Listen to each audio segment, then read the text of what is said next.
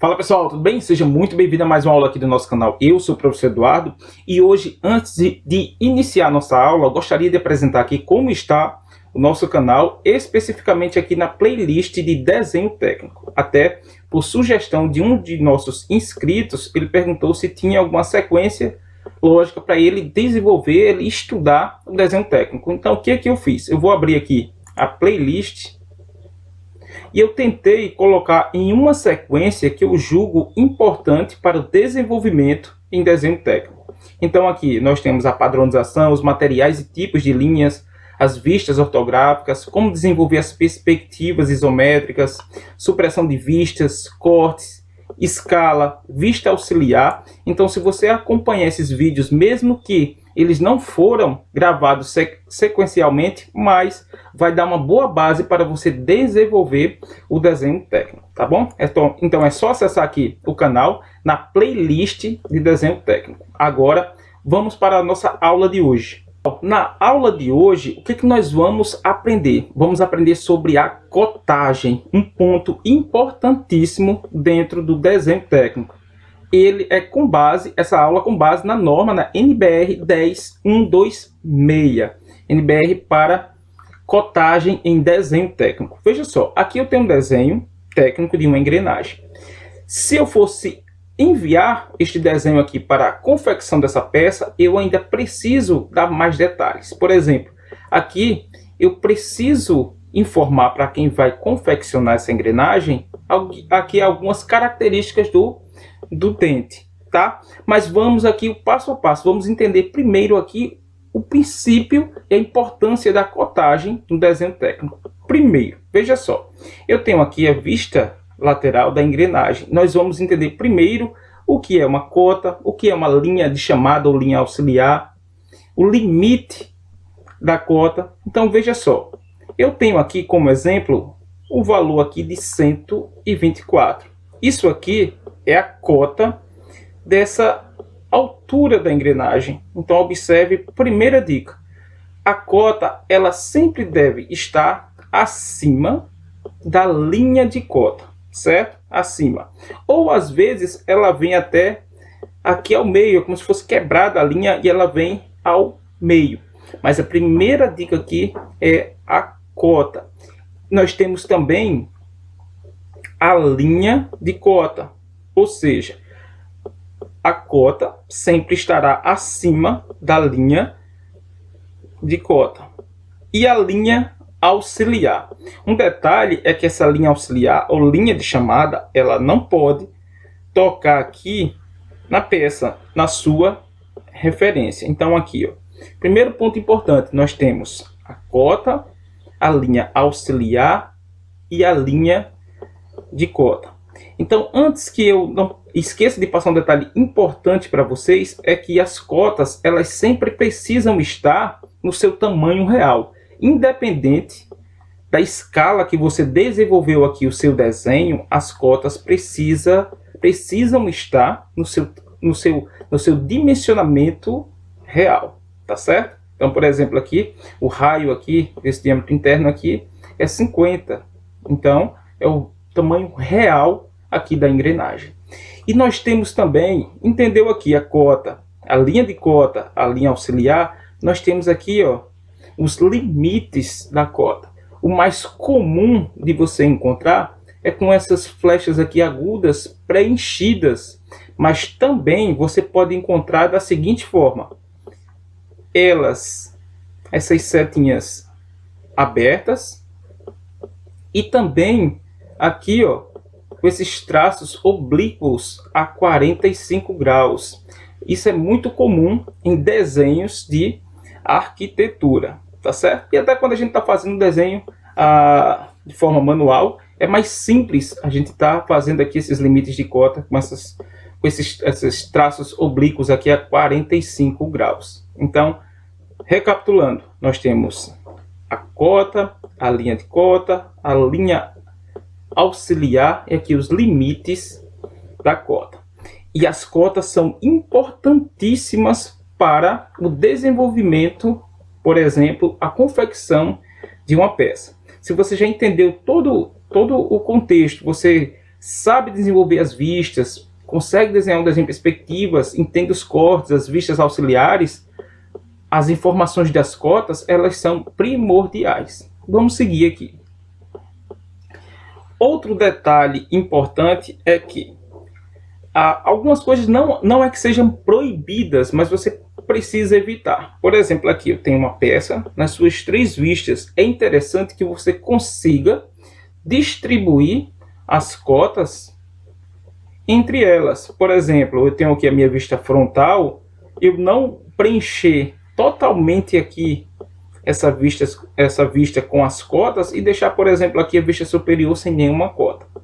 E também não repetir cotas. Por exemplo, se eu tenho aqui que esse comprimento aqui é 48, eu não preciso colocar mais uma vez aqui embaixo. Assim como aqui, ó, a largura da sua peça é 32. E aqui, consequentemente, também é 32.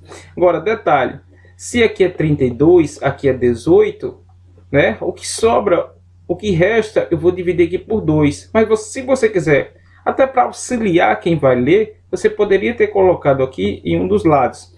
E até algo que eu não coloquei, que seria uma linha de simetria. Quando eu tenho uma linha de simetria, ou seja, uma linha traço ponto aqui ao meio, mostra o que as cotas que eu tenho em um lado é a mesma cota que eu tenho no outro lado.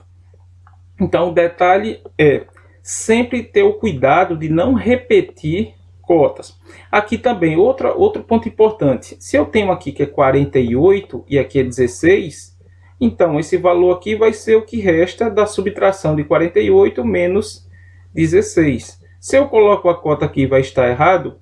Não, apenas você estava dando mais informações. Mas se você deixar assim, também está correto. Só relembrando, a cota ela vai estar acima da linha de cota, ou em algumas ocasiões você vai ver que ela vai estar aqui rompida e com o valor centralizado. Tá certo? Vamos seguir.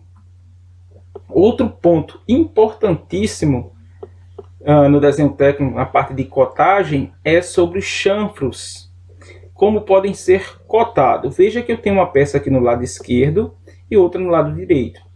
Veja o seguinte aqui, ó. Eu tenho 5 por 5. Isso quer dizer o quê?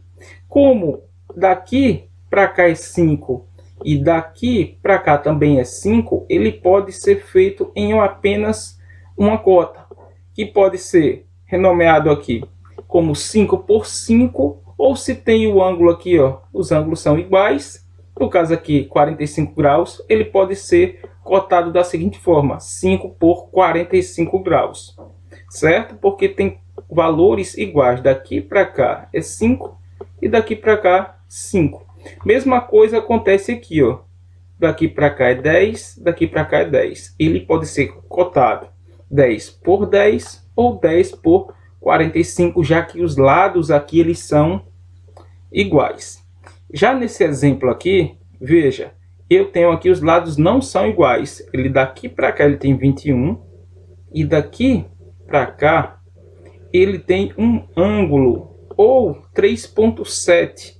Então ele pode ser cotado com o valor do ângulo 21 com a inclinação de 10 graus ou 21 com a distância daqui para cá de 3,7. Então isso é muito comum de você encontrar nos desenhos técnicos e é uma forma correta de você fazer a cotagem. E aqui, seguindo a mesma regra, né? Aqui, por exemplo, 5 por 5 é a mesma coisa, colocar 5 por 5 ou 5 por 45 graus. E aqui, ó, a distância daqui para cá é 5, mas eu tenho 45 graus daqui, mais 45 graus daqui, eu tenho uma angulação total de 90 graus. Já aqui, eu tenho aqui, ó, uma inclinação aqui, uma angulação total de 120 graus e internamente eu tenho aqui 30. Observe que agora apareceu aqui o símbolo de diâmetro, ou seja, está dizendo que isso aqui é um furo cilíndrico. Então, símbolo de diâmetro. Eu tenho um círculo e tenho aqui um traço cortado aqui na diagonal, tá bom? Então vamos seguir. E aqui eu tenho os símbolos que são importantíssimos aqui para o desenho técnico. O símbolo de diâmetro. Quando eu tenho diâmetro mais as siglas ESF, eu tenho dizendo aqui que é um diâmetro esférico. R de raio, raio esférico e o quadrado. Observe, aqui se eu não tenho, por exemplo, aqui esse símbolo de diâmetro, nem aqui, isso aqui poderia ser um objeto retangular ou quadrado. Mas como ele tem aqui o símbolo de diâmetro, isso aqui é uma peça cilíndrica com um rebaixo de 20. E aqui com diâmetro maior de 40.